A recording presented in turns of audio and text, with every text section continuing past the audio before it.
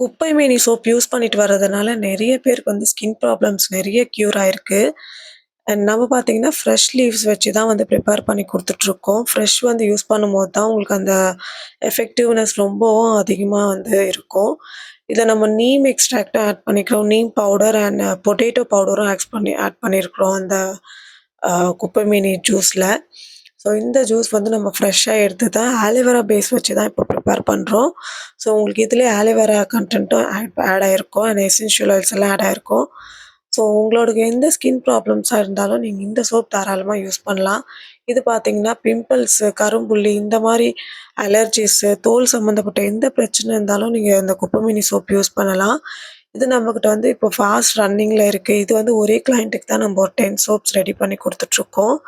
So உங்களுக்கும் இந்த மாரி சோப்ஸ் கஸ்டமைஸ் பண்ணி வேணும்னா நீங்க வாங்கிக்கலாம். So keep shopping with us. Take care. Bye.